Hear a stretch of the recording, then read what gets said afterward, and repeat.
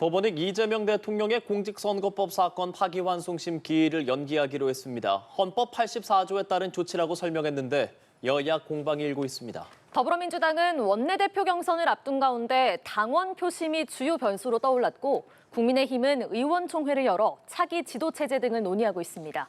관련 내용 포함한 정치권 이슈들 강성필 더불어민주당 부대변인, 윤주진 국민의힘 미디어특위 위원과 자세히 짚어보겠습니다. 안녕하세요. 안녕하십니까? 안녕하십니까?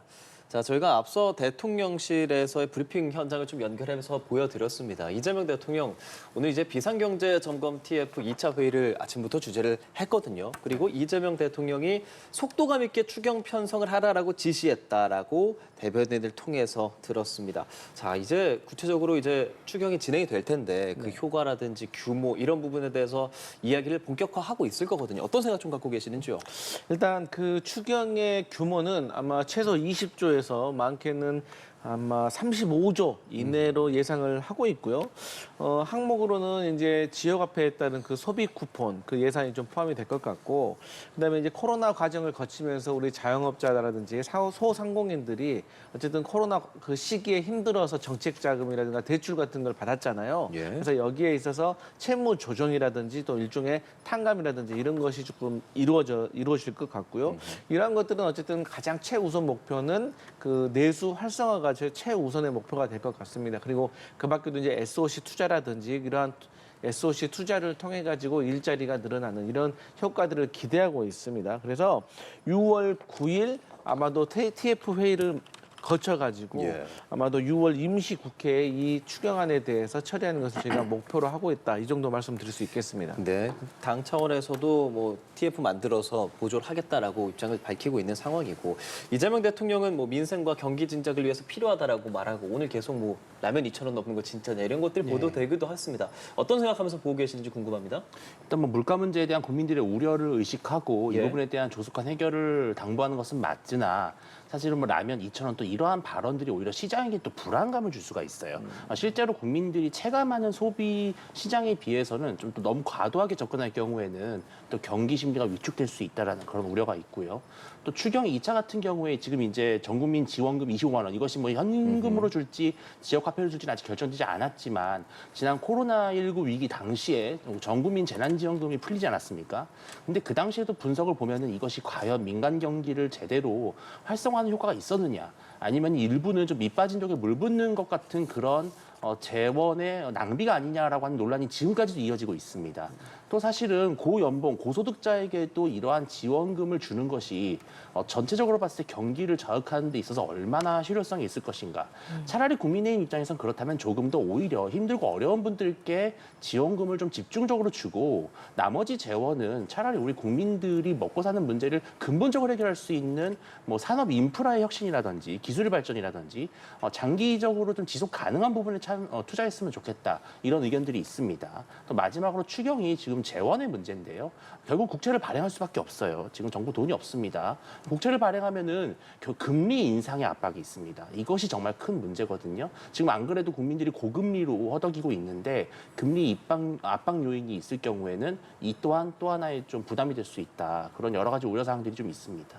네. 추가적으로만 조금 설명을 드리면 아마도 지역화폐라든지 이런 것들은 현금성 지원은 아니고 말씀 이 네이밍에서 알 수가 있듯이 지역화폐는 아마 소비 쿠폰 형태로 발행이 될 것 같다라고 보고 있고요. 그다음에 이 지역화폐나 소비 쿠폰만 가지고는 말씀하셨던 것처럼 내수 활성화가 완벽하게 해결될 수는 없을 것 같습니다. 그렇기 때문에 이렇게 마중물이 될 수 있도록 첫 번째로 지원을 하는 것이고 또 다른 경제적인 정책도 병행돼야 될 것 같다. 이런 말씀 추가로 드립니다. 예, 알겠습니다. 또 오늘 오전에 대통령실이 대통령 경호처 본부장 5명을 전원 대기 발령을 했습니다. 국가기관이 윤 전 대통령의 사병으로 전락했다. 이렇게까지 표현을 했더라고요. 그러니까 지난 비상계엄 당시에 이 대통령 경호처, 특히 김성훈 차장 같은 분들이 사실 윤석열 전 대통령의 사병같이 어떤 윤석열 전 대통령에 대한 개인적인 어떤 엄호나 보호나 이런 것들, 그리고 신체적인 어떤 경호를 넘어서 심기 경호에만 신경 쓴 듯한 이런 모습으로 많이 국민들을 실망을 시켰었죠. 그렇기 때문에 여기에 대해서 경호처에 있어서는 대대적인 조금 개선과 개혁이 좀 필요하다는 것이 저희 민주당의 입장인 것이고, 예. 그런 차원에서 우리가 박관천 전 박근혜 정부에서 공직기강실에 있었던 분을 저희가 차장으로 모셨습니다. 그래서 예. 이분이 아무래도 대통령 경호처와 경찰과 이 부분에서 오랫동안 경험이 있기 때문에 제대로 된 개혁에 대한 계획을 좀 세울 거라고 기대를 하고 있고요. 어쨌든 본부장 5명에 대해서 대기 발령 조치를 내린 것은 이분들이 뭐 김성훈이라든지 이광호 본부장처럼 막 앞장서서 뭐 체포나 압수수색에 대해서 저항을 했던 분은 아닌 걸로 저도 알고는 있습니다. 그런데 어쨌든 이분들도 대통령 경호실의 본부장 정도 됐으면 부당한 지시에 대해서 조금 잘못된 것은 잘못됐다라고 의견을 피력을 해야 되는데 실질적으로 아무런 행동을 하지 않는 것은 방조를 했다라고 저희가 또 판단을 할 수가 있는 것이거든요. 그렇기 때문에 사실은 새 부대에 담아야 되는 그런 어떤 취지에서 일단 이분들은 대기 발령을 하고 그다음에 또 추가적으로 경호처에 지금 신임 경호원들을 공채를 하고 있는데 이 절차도 지금 중단을 시켜놓고 전체적으로 대통령 경호처에 대해서 개혁이 이루어진 다음에 다시 좀 정비가 될 것 같다 이런 말씀 드리겠습니다. 예, 오늘 그 대기 발령 조치에 대해서는 어떻게 보셨습니까? 저는 뭐 불가피한 조치라고 생각합니다. 왜냐하면 그 당시에 대통령을 경호하는 문제이냐 아니면은 개인 윤석열을 경호하는 문제이냐라는 두고선 국민들께서 많은 혼란이 있었습니다.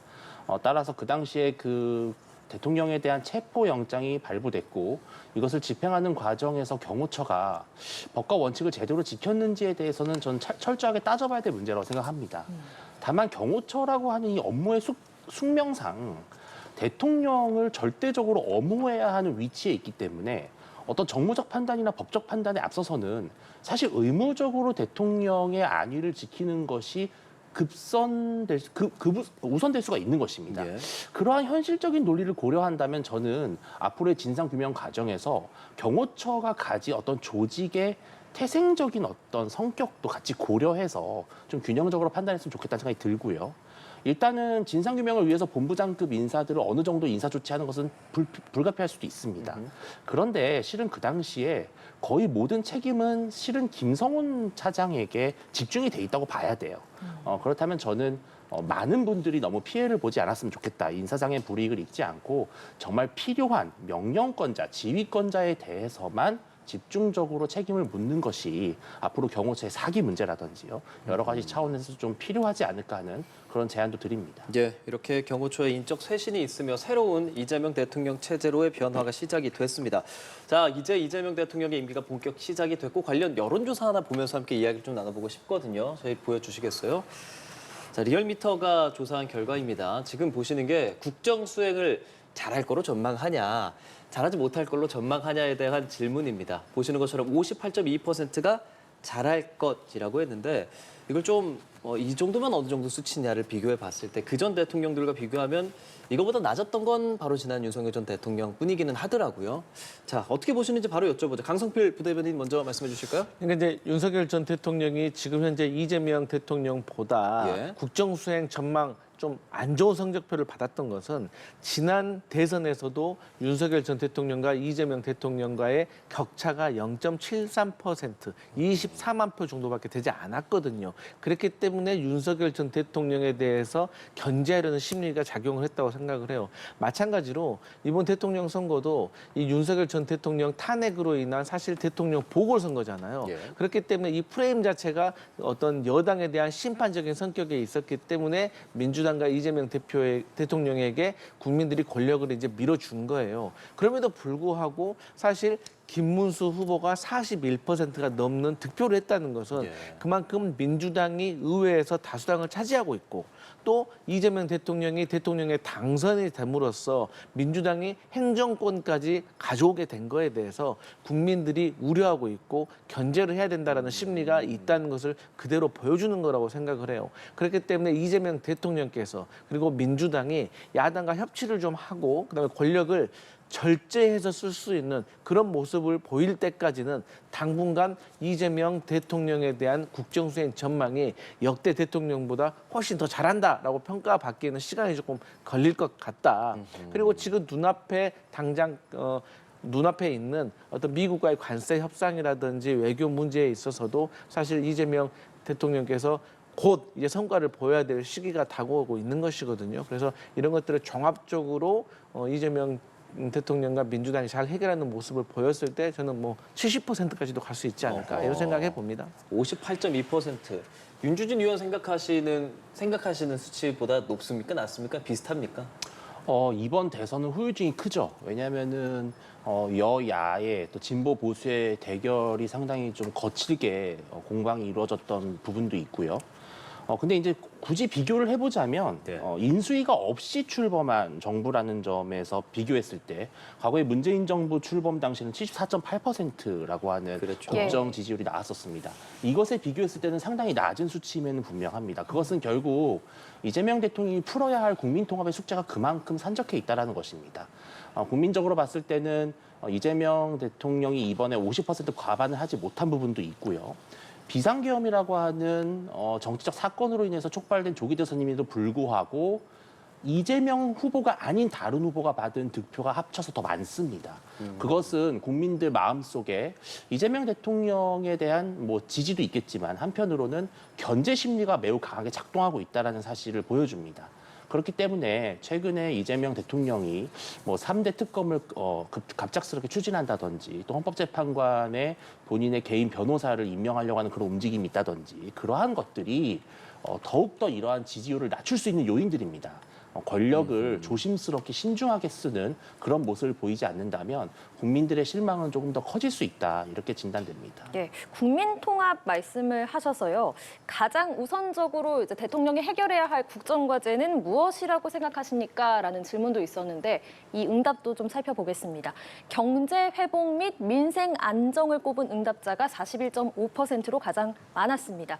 아무래도 국민들이 경제적 불안을 가장 크게 느끼고 있는 것 같아요. 네, 맞습니다. 동서고금을 통틀어 가지고 대통령의 실력을 가장 제대로 보여줄 수 있는 것은 경제를 잘 살렸느냐, 아니면 국민들이 정말 이 경제와 관련해서 먹고 사는 문제에 있어서 자유로웠느냐, 행복했느냐, 이게 가장 큰 척도라고 생각을 하고, 그다음에 이재명 대통령이 민주당 대표 시절부터 계속해서 검찰의 부당한 기소 그리고 재판 이런 것들이 이어지면서 사실 사법개혁, 검찰개혁에 대한 목소리가 사실 높았다고 생각을 합니다. 그래서 이러한 것들도 사실 개혁을 해야 된다고 하는 데는 국민들이 동의를 하는데, 그럼 과연 이것을 어떻게 매끄럽게 잡음 없이 국민들의 동의를 얻어가고 또 야당의 협치를 이끌어내면서 할 것인가, 여기에 대해서도 국민들이 지켜보고 있을 것이다라고 생각을 하기 때문에 이 문제도 민주당이 그냥 이렇게 계속해서 사법개혁이라든가 검찰개혁은 좀 추진해 나가고, 대통령은 어떤 경제를 살리고 민생을 회복하는, 좀 분리되어서 좀 투트려고 가는 모습을 저희 민주당이 보여주는 것이 어떨까, 이런 생각을 해봅니다. 예, 검찰 사법개혁이 2위고요. 그리고 국민통합 갈등 해소가 3위인 점도 눈에 띄더라고요. 어떤 말씀 주시겠어요? 아무래도 검찰개혁이나 사법제도 개혁 문제는 이재명 대통령을 지지하는 민주당 지지층의 응답이 조금 더 과잉 표집됐을 가능성이 좀 있다고 봅니다. 왜냐하면 그쪽 지지층은 워낙에 그 문제에 대해서 아주 중요한 문제의식을 갖고 있는 거고요. 근데 아마 전 국민적으로 봤을 때는 아무래도 경제 활성화, 특히 지금 현재 기업들, 우리나라를 대표하고 있는 여러 글로벌 대기업들의 실적조차 좀 부진한 상황이기 때문에 국민 경제를 활성화시키고 일자리를 늘리는 어떤 마중물 역할을 못하고 있습니다. 그렇다면은 전국민 지원금을 풀어주는 이런 좀 소모적인 정책보다도 좀 더 근본적으로 기업의 규제를 푼다든지 노동개혁을 한다든지 경제 체질 개선을 할 수 있는 그런 과감한 혁신이 필요하다. 이러한 것들을 국민들이 요구하고 있다고 보고요.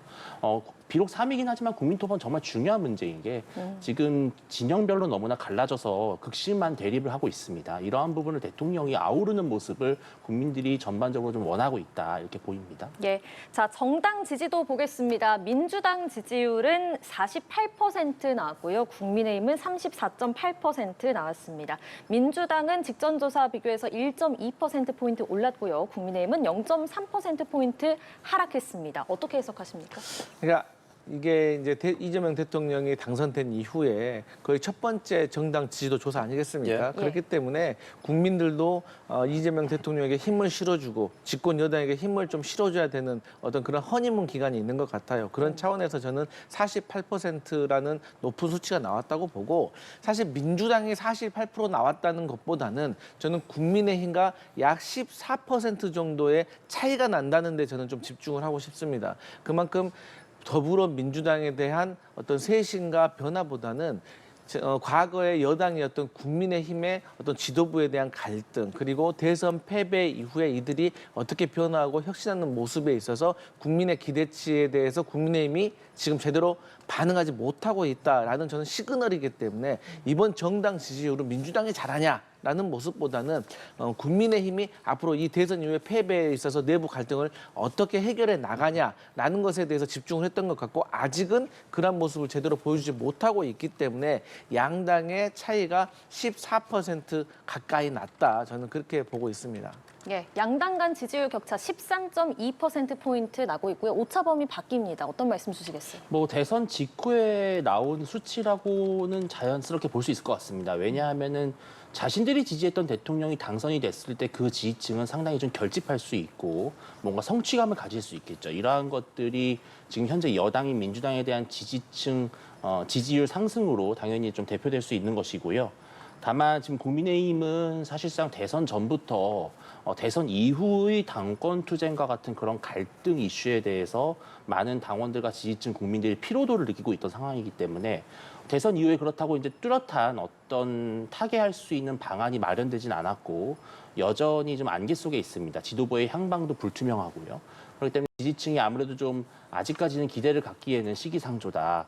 조금 더 국민의힘이 스스로 노력하는 모습을 보여야만 지지율 회복이 가능할 것이라고 보입니다. 예, 자 이렇게 지지율까지 함께 지켜봤습니다. 이제 대선이 끝이 났고 양당 모두가 새로운 어떤 체제를 만들어 가야 하는 상황일 거라서 하나하나 좀 짚어보죠. 민주당 얘기를 먼저 해볼게요. 네. 원내대표 이제 선출을 해야 하잖아요. 네.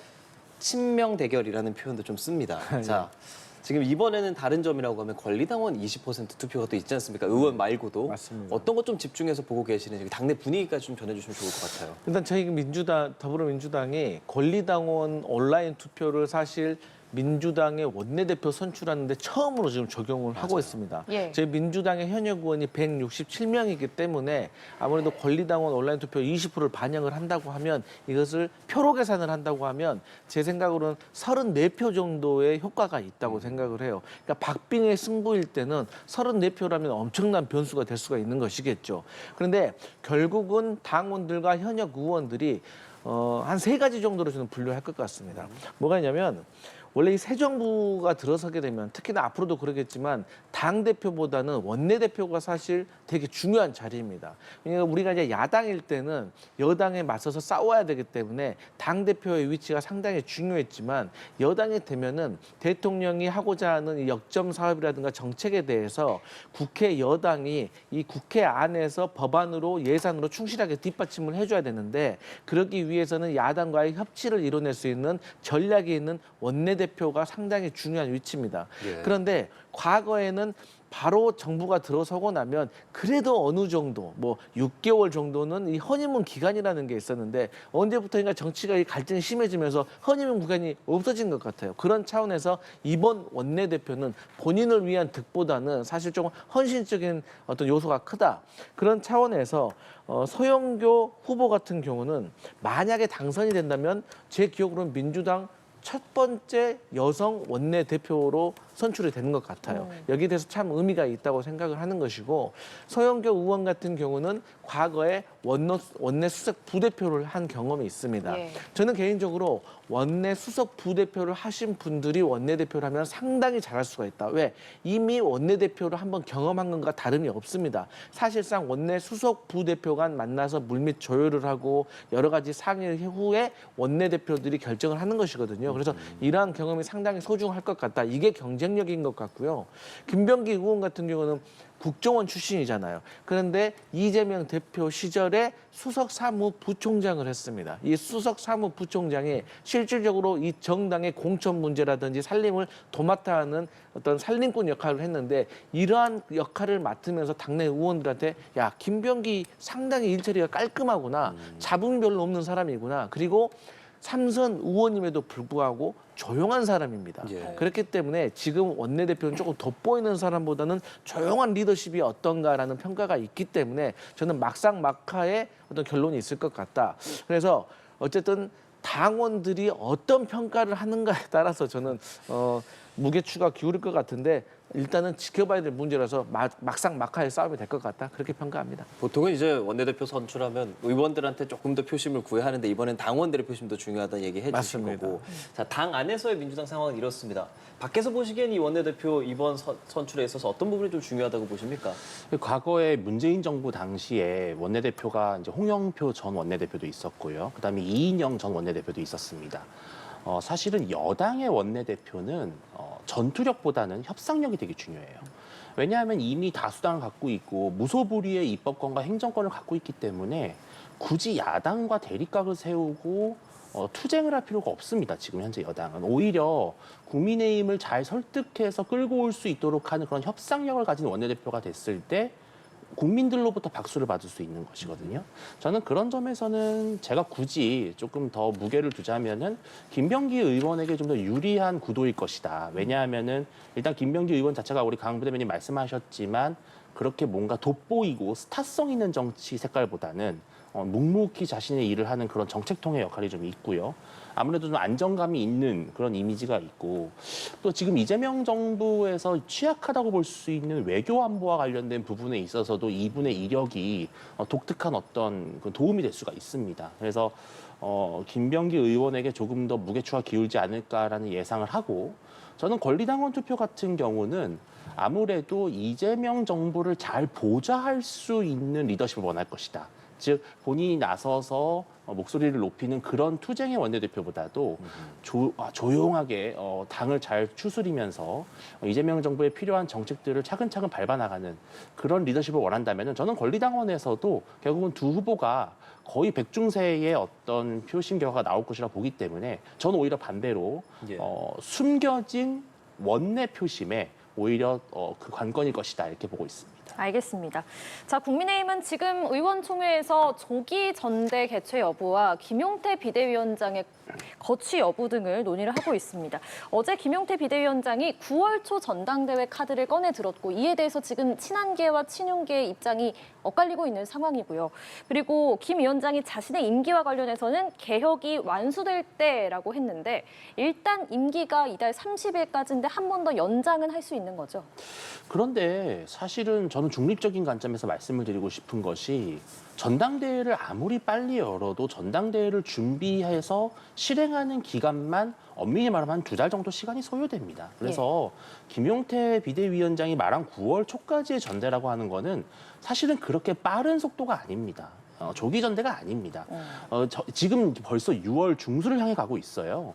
그러면 2달 후면은 8월 중순입니다. 근데 7, 8월은 또 아시다시피 한참 또 휴가철이 있지 않습니까? 그래서 국민들과 당원들의 관심을 집중시키는 전대 시점이라고 한다면은 결국은 9월 초로 갈 수밖에 없는 것이 현실적입니다. 그래서 이것을 두고 무슨 뭐 전대를 고의적으로 미룬다더니 그런 말씀을 하시는 것은 좀 현실과 맞지 않는 것이고요. 다만 이제 김용태 비대위원장이 임기를 어떻게 할 것이냐는 실은 다음 원내대표가 누가 결정되느냐에 따른 문제입니다. 그러니까 왜냐하면은 곧 있을 이제 국민의힘 원내대표 선출에서 이제 의원들의 표심, 의원들의 의향이 어느 정도 밝혀지지 않겠습니까? 그럼 그것에 따라서도 김용태 비대위원장의 리더십이 한 번 더 가느냐 당분간 아니면은 차기 원내대표를 중심으로 전대를 치르느냐는 또 그때 가서 판단할 수 있는 문제이기 때문에 지금 너무 섣부르게 뭐 이것이 맞다 저것이 맞다라고 말하기엔 좀 이르다라는 생각이 좀 듭니다. 예, 지도 체제와 관련해서는 조기 전대냐 비대위 유지냐 이건 상대당 입장에서 어떻게 전망하세요? 저는 이제 뭐 바로 전당대회를 연다는 것은 물리적으로 힘들 수가 있지만 저는 김용태 비대위원장이 말했던 것처럼 9월 정도에 그러니까 지금으로부터 뭐 한 2달은 넘고 3달 조금 안 되는 시기에 전당대회를 열어가지고 새로운 지도자를 선출하는 것이 저는 맞다고 봅니다. 그러니까 비대위원이 계속해서 이어지는 것이 좋지가 않거든요. 근데 제 기억으로는 국민의힘에서는 선출된 당대표가 별로 기억이 안 나요. 뭐 그나마 최근에 있었던 것이 한동훈 전 대표가 선출됐던 전당대회 말고는 계속해서 비대위원장이라는 이름이 상당히 익숙해진 것 같아요. 그래서 계속해서 당이 비대위 체제로 간다는 것도 사실 좋은 것은 아니거든요. 그리고 이 계파 간의 갈등이 심했을 때는 국민들과 당원의 선택으로 결정을 지어줘야 됩니다. 그래서 한 계파가 물러나 줘야 되는 거예요. 그래서 저는 김용태 비대위원장의 임기를 뭐 한 번 더 연장하면은 뭐 최대 6개월까지도 할 수가 있는데 뭐 6개월까지 갈 필요 없이 9월까지 중립적이고 공정한 전당대회를 개최하는 역할로 김용태 비대위원장이 역할을 하고 지금 아마 권영세 비대위원장 시절에 선임되었던 비대위원들은 다 사퇴를 한 걸로 알고 있어요. 그렇기 때문에 이 김용태 비대위원장이 친한계라든지 친윤계에서 뭐 한두 명씩 이렇게 비대위원을 이렇게 추천을 받아가지고 예. 이분들이 각자 계파의 어떤 목소리를 낼 수가 있는 그런 비대위를 꾸려가지고 공정한 그 전당대회를 통해서 저는 새로운 지도자를 뽑아가지고 개혁과 혁신에 나서는 것이 저는 정당성을 부여받는 차원에서 옳다. 저는 그렇게 보여집니다. 지금 국민의힘에서 일단 의원총회 진행 중인 상황이고 오늘은 4선 이상이었죠. 4선 이상 의원들 회의를 열어서 이 김용태 비대위원장의 거취에 대해서 좀 얘기했다라고 전해지거든요. 거기서 지금 나오는 말들은 사퇴시키자는 의견도 있었고 그리고 좀 개혁을 완수할 수 있도록 두자라는 의견도 있었다라고 좀 솔직한 표현들을 조경태 의원이 했는데 그러면 지금까지 그러니까 어쨌든 대선을 치렀잖아요. 김용태 비대위원장 체제에서. 지금까지의 평가는 좀 당내에서 어떻다고 보세요? 그러니까 이게 김용태 비대위원장이 젊고 예. 혁신적인 인물이기 때문에 당의 색깔을 좀 바꾸고 이미지를 교체할 수 있다는 기대감은 아직까지도 있는 것 같아요. 그러나 실은 지금 현재 국민의힘 내부적인 상황이 그렇게 좀 녹록치가 않은 상황이고 개파 간의 신경전이 여전히 지금 계속되고 있지 않습니까? 이러한 좀 총체적 난국을 김용태 비대위원장의 스스로의 어떤 리더십으로 매듭 짓고 다 아우르 갈 수 있는 상황인지에 대해서 많은 사람들이 불안감을 가지고 있는 것 같거든요. 그러니까 그렇기 때문에 지금 사실은 저는 중진 의원들께서 김용태 비대위원장에게 당분간은 좀 힘을 실어줄 필요가 있다라는 생각이 듭니다. 저 개인적인 의견입니다. 왜냐하면 일단 임기가 30일까지 남아 있습니다. 그렇다면 그 전에 계속해서 또 과거에 이준석 그 당대표가 좀 무리하게 임기를 그만둔 것 같은 그런 데자뷰를 다시 국민들에게 보여준다면 정말 지지율이 더 떨어질 수 있거든요. 그리고 지금 대선 패배의 원인을 누군가에게 돌린다라는 것 자체가 어불성설인 것이 실은 이번 대선의 어떤 책임은 모두에게 다 있는 것입니다. 누가 잘못해서, 누가 후보였기 때문에, 누가 도와주지 않아서 지금 이런 말을 할 상황이 아니거든요. 그래서 저는 대선 패배 책임론까지 나오는 것은 너무 과한 것이고 일단은 좀 김용태 비대위원장을 비롯해서 지금 국민의힘의 당내 젊은 3040 의원들을 중심으로 좀 하고 싶은 말들을 좀 과감하게 할 수 있게 좀 풀어두자. 저는 그런 분위기가 있어야만 오히려 국민들이 저기가 좀 변하려고 하는구나 이런 기대를 좀 가질 거라고 저는 개인적으로 생각합니다. 저런 부분에 대해서 의견 동의를 하실 것 같은데 당무 감사권 이런 얘기까지도 하고 싶은 말을 하자라고 과연 물론 개파 색깔에 따라서 다르겠지만 인정을 하겠느냐 이 부분 좀 궁금하거든요. 뭐 죄송한 말씀입니다만 저는 기본적으로 김용태 비대위원장이 리더십이 없다고 생각을 해요. 왜냐하면 이분이 정치 경력도 짧고 그다음에 나이도 젊고 초선이죠. 무엇보다도 제일 중요한 것은 이 지도자 자리는 선출돼야 돼요. 그래야지 힘이 있는 겁니다. 근데 이분은 쉽게 말해서 김문수 전 대통령 후보가 임명한 거나 다름이 없잖아요. 그렇기 때문에 저는 김용태 비대위원장을 통한 무슨 혁신 개혁 이런 거는 불가능하다. 하지만 그런다고 해서 김용태 비대위원장 보내고 또 어떤 누구 비대위원장을 모셔가지고 전당대회를 치른다는 것은 좀 소모적인 것이고 그 과정 속에서 친한과 친윤계의 갈등이 심해질 수가 있기 때문에 저는 이양지사 김용태 비대위원장이 있기 때문에 이분이 최소한으로 젊은 비대위원장으로서 이 공정한 어떤 계파에 치우치지 않고 공정한 그 전당대회를 구성할 수 있는 치를 수 있는 그런 역할로 쓰는 것은 좀 괜찮다고 생각을 합니다. 예, 김용태 비대위원장 임기는 새로 선출될 국민의힘 원내대표에게 달려있다 이렇게 말씀을 또 해주셨고 실제로 비대위원장 지명권이 원내대표에게 있기 때문에 새로 선출된 원내대표가 누가 될지에 대해서도 또 관심이 모이고 있습니다. 어떻게 경선 구도가 짤 거라고 보십니까? 이번 원내대표는 상당히 중요한 자리고 실은 당의 위기를 극복할 수 있는 또 충분한 경륜과 시행착오에 대한 어떤 경험치가 있어야만 가능한 것인데요. 뭐 일각에서는 나경원 전 원내대표도 거론이 되고 있고요. 또 김기현 전 대표. 그러니까 지금 이번에는 대선 후보급이냐 당대표급이냐 원내대표급이냐 급이 중요하지 않은 것 같아요. 거의 국민의힘의 지금 원내 자체가 너무나 분열이 심하기 때문에 지금 그리고 대여 투쟁을 사실 단일 대우로 해서 가야 되는 상황입니다. 그래서 과거에 문재인 정부 시절에 원내대표로서 상당히 투쟁에 앞섰던 그런 나경원 원내대표에 대한 기대심도 있는 것 같습니다. 저는 이번 원내대표 같은 경우는 많은 의원들, 국민의힘의 다수 의원들이 상당히 안정감의 무게를 둘 것이다. 그러니까 스타 플레이어로서의 원내대표 혹은 특정 계파를 두둔하는 원내대표가 아니라 제발 좀 그만 싸우고 우리 일 좀 합시다. 우리 성과 내서 국민들한테 인정받으십시다. 이렇게 말할 수 있는 유능하고 살림 잘 챙기는 그런 원내대표에 대한 기대감이 크지 않을까 생각을 합니다. 예, 어떻게 전망하세요? 일단 저는 만약에 그 원내대표 선출을 한다고 하면 기본적으로 뭐 과거의 탄핵 과정에서 윤석열 전 대통령 관저 앞에 가가지고 뭐 탄핵을 반대한다거나 뭐 체포를 반대한다거나 이런 분들, 그리고 뭐 아스팔트 집회에 올라가가지고 또 탄핵 반대했던 이런 중진분들은 저는 좀 빠져야 된다라고 생각을 하고, 지금 국민의힘에게 가장 눈앞에 닥친 숙제는 저는 탄핵의 강을 건너는 거라고 생각을 해요. 그러니까 혈세 4천억 원을 들여가지고 조기 대선이 열린 것은 윤석열 전 대통령의 비상계엄 때문이잖아요. 그러니까 12월 3일부터 지금까지 그래도 대다수의 국민들은 비상계엄 잘못됐다, 탄핵도 돼야 한다, 이런 입장이었잖아요. 그러면 국민의힘도 국민의 그런 목소리에 귀를 기울여야죠. 그럼 귀를 기울이는 이유가 뭐냐면 지금 의석도 부족하잖아요. 그리고 갈등도 심하잖아요. 이럴 때는 기댈 수 있는 것이 제대로 된 야당 역할을 하려면 민심에 예민하게 반응하는 것밖에 없어요. 그러면 민심이 지금 윤석열 전 대통령과 절연해라 해도 뭐 제대로 못하는 것 같고, 계파 간 그만 싸우고 좀 당을 혁신해라, 그런데 그런 모습 안 보이고 당권을 두고 싸우는 듯한 모습 보이면은 국민들이 야당으로서 이 국민의힘에게 거는 기대가 무너지지 않겠습니까? 그렇기 때문에 저는, 그래서 친윤계라든지 관저 앞에 가셨던 이 중진분들은 좀 일선에서 후퇴하시고, 저는 이번만큼은 친한계에서 조금 당권을 잡아가지고 당을 혁신하는 게 맞다. 다만 저는 개인적으로 이 뭐 조경태 의원이라든지 뭐 이런 분들은 좀 괜찮다고 생각하는데, 또 너무 젊고 그런 분들은 조금 또 이 당을 장악하는 데 힘이 좀 없어 보이니까, 저는 이 부분에 유의를 한다고 하면 저는 답은 보인다, 이렇게 말씀드릴 수 있을 것 같습니다. 원내대표 선출 16일입니다. 다음 주 월요일이니까 딱 다음 주 이 시간 되면 어느 정도 좀 저희가 또 알 수 있겠네요. 자, 남은 시간 동안 이 이야기 좀 해보려고 합니다. 법원이 이재명 대통령의 공직선거법 위반 사건의 파기환송심 기일을 연기하기로 했습니다. 사유는 불소추 특권 헌법 84조, 이것에 대한 해석인데 하실 말씀 두 분 다 많을 것 같습니다. 먼저 여쭤보죠.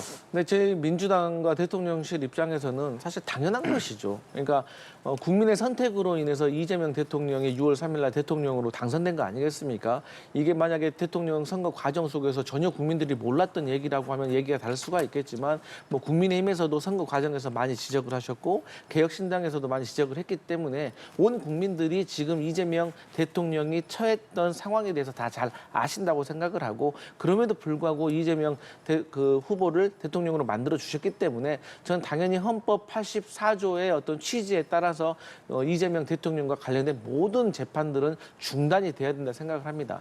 그런데 어쨌든 오늘 서울고법에서는 재판을 뭐 추후 지정, 쉽게 말해서 뭐 임기 내에는 중단을 하겠다라고 저는 받아들였는데, 이외에도 다른 재판부에서도 재판이 진행되고 있잖아요. 그렇기 때문에 여기에 대해서도 다 중단이 될 것입니다. 그럼에도 불구하고 저는 이번에 민주당이 추진하고 있는 형사소송법 개정을 통해 가지고 대통령이 당선된 사람이 재판을 받고 있다면 이 부분에 있어서는 확실하게 재판을 중단시켜줘야 된다고 이 법에 명시를 해야지, 그래야지 추후에 이런 비싼 일이 일어났을 때도 그때 정치권이 필요 없는 소모적인 갈등을 하지 않을 거라고 생각하기 때문에 저는 이번에 서울고등법원에서 이재명 대통령과 관련된 재판을 중단한 것은 환영할 일이지만, 그럼에도 불구하고 민주당이 지금까지 추진해왔던 이 법원 형사소송법 개정안은 차질 없이 진행돼야 된다, 이런 말씀 드리겠습니다. 예, 말씀 듣겠습니다. 저는 이거는 입법의 문제가 아니라고 생각합니다. 어떤 사람이 재판을 받을 것이냐 말 것이냐, 이거는 어떻게 보면 헌정 질서의 중추적인 문제입니다. 법 앞에 평등이라고 하는 법 원칙을 어떻게 해석하느냐의 문제거든요. 저는 이거는 헌법상의 문제라고 생각을 합니다. 만약에 우리 헌법을 만든 건국의 아버지 어머니들께서 정말 대통령이 되면 재판받으면 안 되지라고 생각을 하셨다면 84조에 대통령은 재판을 받지 않는다라고 아마 제정을 하셨을 겁니다. 그런데 그것이 아니라 굳이 소추라고 하는 표현을 썼다라는 것은 그들께서 생각한 대통령의 특권은 어디까지나 불소추 특권까지이지 거기에 재판은 포함하지 않는다라고 소극적으로 해석하는 것이 맞습니다. 그것이 법리에 맞습니다. 저는 이러한 문제를 이렇게 쉽게 법으로 바꿀 수 있다면 왜 헌법이 존재하겠습니까? 왜 의원들 3분의 2 이상이 찬성하고 국민투표를 거쳐야만 바꿀 수 있는 헌법이 존재하는 것이냐? 그것은 입법으로도 쉽게 바꿀 수 없는 강력한 기준을 설정하는 것이거든요. 저는 대통령의 재판을 받을 수 있다 없다 이러한 것들을 서울고등법원이 자체적으로 판단했다는 것 자체 매우 유감이고요. 주진우 국민의힘 의원이 밝힌 대로 이거는 검찰이 항고를 해야 됩니다. 그래서 결국엔 종국적으로는 대법원이 원칙적인 판단을 내림으로써 통일하는 것이 맞습니다. 그 이후에 법을 바꿔서 헌재에 가서 뭐 위헌이든 합헌이든 나오겠지만 이것은 지금 서울고등법원이 결정할 문제가 아니다. 각급 재판부가 자체적으로 판단할 문제가 아니다. 이것은 대한민국 최고 사법기관인 대법원에서 종국적으로 결정을 내려주는 것이 국민적 혼란을 막을 수 있는 방법이라고 생각을 합니다. 예, 지금까지 말이 나오는 게 형사소송법 개정안, 그러니까 대통령 임기 중 형사재판을 중지한다. 이것이 골자입니다. 네. 오늘 야당에서 굉장히 강하게 입장들 내더라고요. 물론 야당 지지자 혹은 그 외 다른 국민들은 어쩌면 지금 앞에서 이야기한 것 같은 비판적 의견을 낼 수 있습니다. 어떻게 좀 그분들을 설득하고 그분께 어떤 말씀하고 싶으십니까? 맞습니다. 그런 의견이 분명히 있는 것도 맞고요. 그런 의견에 대해서 저희가 겸허하게 받아들일 필요도 저는 분명히 있다고 생각을 해요. 근데 한번 생각을 해보세요. 대통령이 지금 뭐 해외 순방 가야 되는데 해외 순방 가야 되기 때문에 기존에 잡혀있던 재판 일정이 연기가 된다고 하는 거예요. 그러면 여기에 대해서도 또 문제가 생길 것이고요. 또 만약에 재판이 이제 진행이 돼가지고 만약에 무죄가 나왔어요. 그러면 또 국민의힘이라든지 다른 야당에서 대통령이기 때문에 이거 무죄 준 거 아닙니까라고 또 지적을 할 수가 있어요. 그러니까 이 대통령이 재판에 가는 것부터 유죄가 나오면 유죄가 나오는 대로 무죄가 나오면 무죄가 나오는 대로 그 여러 가지 상황 속에서 계속해서 갈등이 생긴다는 거예요. 그러면 정말로 대통령이 안정적인 지위에서 국가와 국민을 위해서 대통령의 직무를 수행할 수 있겠습니까? 이게 실상 어렵다는 것이죠. 그렇기 때문에 저는 헌법 84조에서도 이 내환죄와 외환죄가 아니면은 이 소추하지 않는다라는 것을 명시를 한 것이고, 이제 국민의힘에서는 소추가 재판은 아니라고 또 생각하는데 또 이 소추의 의미에 재판도 포함되어 있다고 생각하는 법률가도 많이 있기 때문에 저는 이런 모든 상황을 감안을 하고 국민들이 선출해준 대통령이기 때문에 저는 국가와 국민을 위해서 이것을 사회적으로 합의를 좀 봐야 된다. 저는 그런 생각합니다. 네. 윤 의원께 마지막으로 또 여쭤보겠습니다. 강성필 부대변인 말한 것 같은 이런 논리로 사실 민주당에선 추진을 할 거고 민주당에서 추진을 하면 개정될 가능성은 높습니다. 어떻게 국민의힘 입장에서는 풀어나갈 생각이신지요? 사실은 국민의힘으로서는 국민들의 자각을 결국에는 기대할 수밖에 없는 것이겠죠. 물론 이재명 대통령의 재판을 중단하는 법이 통과가 되고 이것이 헌법재판소에 갔을 때는 또 이재명 대통령이 임명한 헌법재판관들이 있기 때문에 헌법재판소를 가더라도 뒤집을 수 없을 거라고 하는 무기력한 그런 생각들이 있습니다. 그러나 국민들이 봤을 때는 이재명 대통령이 당선 직전에 여러 여론조사를 보면 재판이 계속돼야 된다는 의견이 심지어 민주당 지지층에서도 비등비등했습니다. 그것은 국민들이 근본적으로 갖고 있는 법 앞에 평등에 있어서 대통령도 예외는 아니다라고 하는 의식이 있는 겁니다. 저는 이재명 대통령이 만약에 재판을 중단하는 법이 통과돼서 정말 재판이 중단됐을 경우에 예. 대통령 지지율과 민주당 지지율은 많이 떨어질 것이라고 생각합니다. 그것은 감수해야 할 문제고요. 대신 다른 국정으로 만회할 수 있다면 다행이겠지만 그 외에도 여러 가지 권력을 남용하는 듯한 모습을 보인다면 국민들의 실망은 들불처럼 번질 것이다 이렇게 생각을 합니다. 예, 알겠습니다. 지금까지 강성필 더불어민주당 부대변인, 윤주진 국민의힘 미디어특위위원과 이야기 나눴습니다. 고맙습니다. 고맙습니다.